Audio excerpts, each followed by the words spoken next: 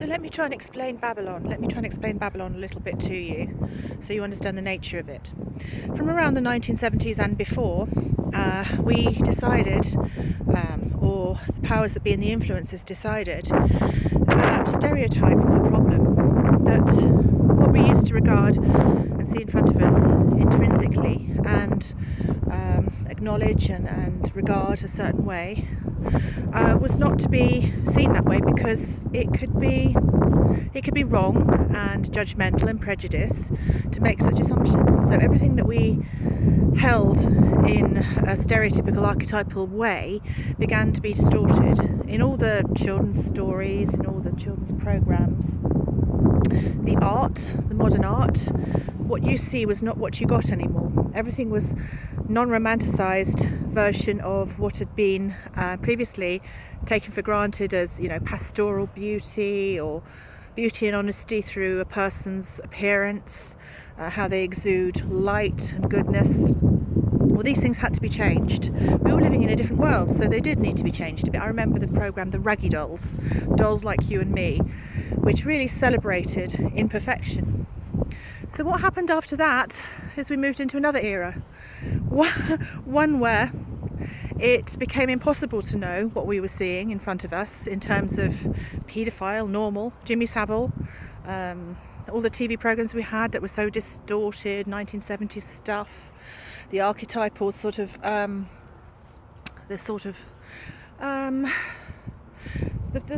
personality, the sort of leadership personality had changed.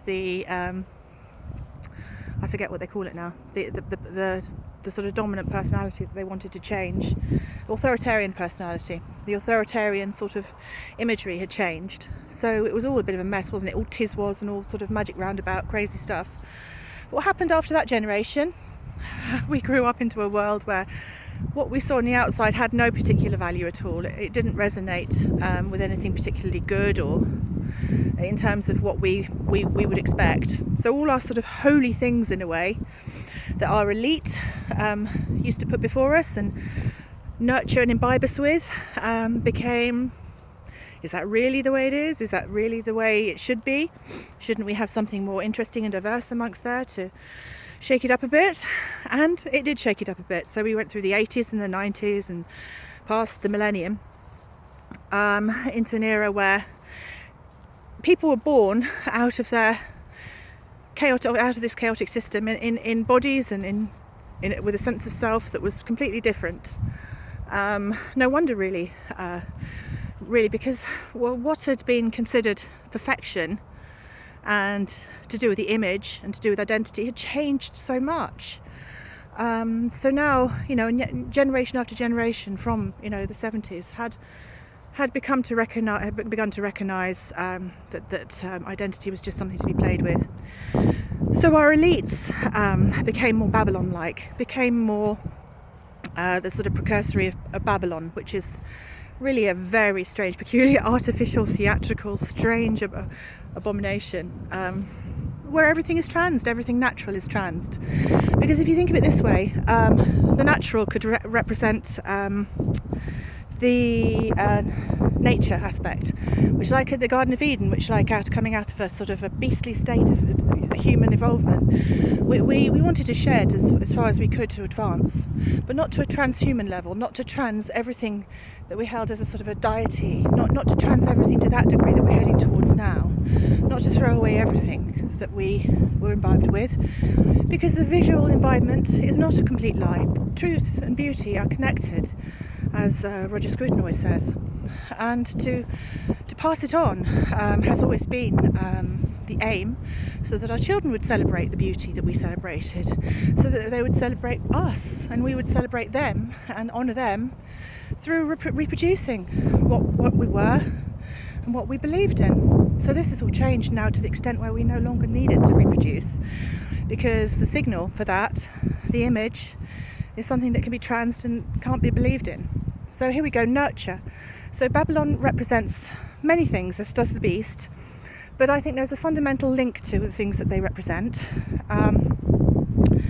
The beast represents, in some ways, the most basic unifying human part of us all, that they would rather bring us all down to make us all the same.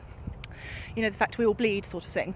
And we can all then, from that point, happily dance in a sort of a theatrical sort of parade to the tune of the New World Order, which gives us any identity alternative that we choose. But it's not the God-given one, it's not the natural one. You see, we've often had confusion about what is pure and what is godly. You know, you have the Catholic Church, pure and godly children, pure and godly chastity, and look how much deviance that leads to.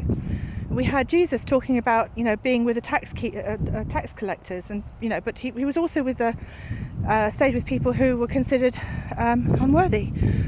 We sort of wonder, what is that? And Jesus was humble. So what is perfection? What is this thing that we need to aim to be? Is it this perfection of transing into something unique and colourful and amazing, as they will be praised for, to trans? How long will that be new for, before we've decimated enough lives and enough cultural norms, so that the foundations are no longer there at all for the next generations? So here we go. What is considered human perfection? Because this represents the worship of the image, and the worship of the image of the beast, and those with the mark of the beast want to buy and sell it back, you know, to buy and sell it, to give it back to themselves, as you know you would do in the Garden of Eden, to get rid of your beastly, sinful, showing nature. The elites do this with a shield, an image which isn't real. They do this in ways of monitoring that we don't find out that their image isn't real. They can control it, they can confuse it all, because nothing should be real, because real is a threat. And if we're all too busy messing around with our identity and being confused by identity of the powers that be, who are faking it, or ourselves who are faking it, then there's no threat. There's no large-scale threat to the New World Order. So this is where I'd like to begin to help you understand what I'm going on about with the beast.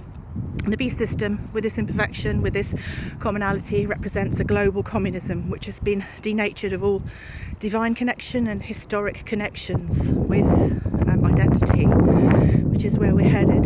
So for that generation, they'll find it much harder to find the blueprint of who they are, and they won't know where to look, because it'll get more and more confusing.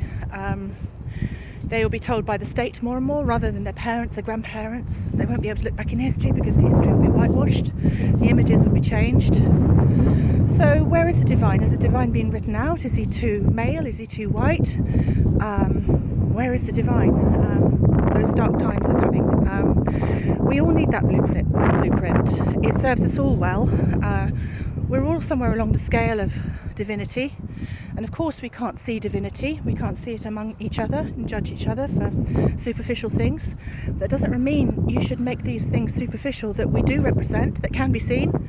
It doesn't mean that you should make our dreams superficial and trans everything, because Babylon the Great is a very ugly creature, an ugly elite with no allegiance to the past glory. Babylon the Great is a great ironic name. I want people to look into this and read this the way I have, because it makes so much sense when you do. You can see the whole pattern, the psychology of it all. And I might not sound so crazy once you've read what I've read. Bye for now.